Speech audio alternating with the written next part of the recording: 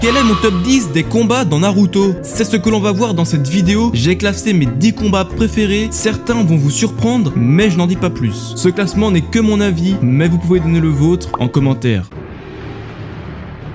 Allez, on commence directement avec mon top 10, Sakura et Shio versus Sasori. Alors que Sasori et Deidara étaient en train d'extraire Ishibi de Gaara, l'équipe 7, Shio et l'équipe Guy arrivent sur les lieux pour le sauver. L'équipe Guy doivent battre leurs clones, Naruto et Kakashi poursuivent Deidara, et donc Sakura et Shio se retrouvent face à Sasori. Ce personnage était mystérieux. Déjà, il se cachait dans sa marionnette, mais en plus, c'était le petit-fils de Shio. Rien que cette information nous donne l'émotion dans ce combat. C'est l'un des seuls combats où l'on a deux marionnettistes. On va vraiment bien découvrir cet art avec les magnifiques marionnettes de Shio et les 100 marionnettes de Sasori. Ce que j'aime aussi dans ce combat, c'est que pour la première fois, Sakura est bien mis en avant. C'est pour moi son meilleur combat. Elle a brillé non seulement par sa force surhumaine, mais surtout grâce à l'antidote du poison de Sasori qu'elle avait créé. Sans ça, Sasori aurait gagné le combat. En plus, il y a un petit plot twist stylé dans ce combat. On a appris que le troisième Kazekage est mort dans des circonstances inconnues. Mais on va voir Sasori sortir sa marionnette. C'est donc lui qui l'a tué. En plus de ça, elle a gardé le même pouvoir que le Kazekage, la limaille de fer. Ce combat, je l'ai vraiment kiffé. Les flashbacks de Sasori sont masterclass et sa mort avec les marionnettistes de ses parents qui le tuent pour reformer la scène de quand il les a créés. Étant petit, c'est vraiment magnifique. Shio qui doit dire au revoir à son petit-fils qu'elle n'a pas réussi à éduquer, c'était émouvant. Je précise juste un truc que beaucoup ont oublié, Sasori n'est pas nul, hein. Il s'est juste laissé tuer, il n'a pas esquivé le dernier coup, c'est Shio qui nous le dit.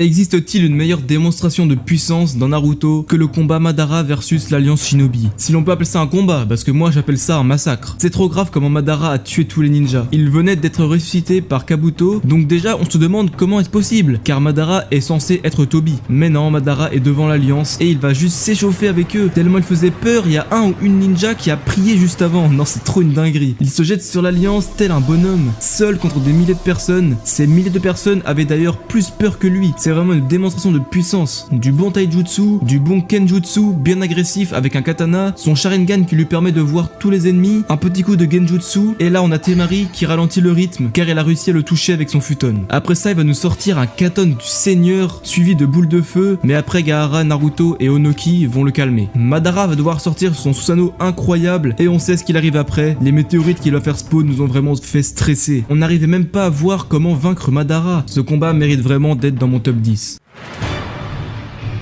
Et oui, il n'est que 8ème, ce combat emblématique de Naruto. Je vais vous expliquer pourquoi je ne le mets pas plus haut, même si top 8 sur énormément de combats, c'est déjà pas mal. Déjà, moi ce que j'aime, c'est vraiment tout le début de l'arc Pain, l'arrivée à Konoha jusqu'à sa destruction. Il s'est passé tellement de choses, il y a eu beaucoup de combats, j'aurais carrément pu mettre Pain versus Konoha, mais je ne considère pas ça comme un combat.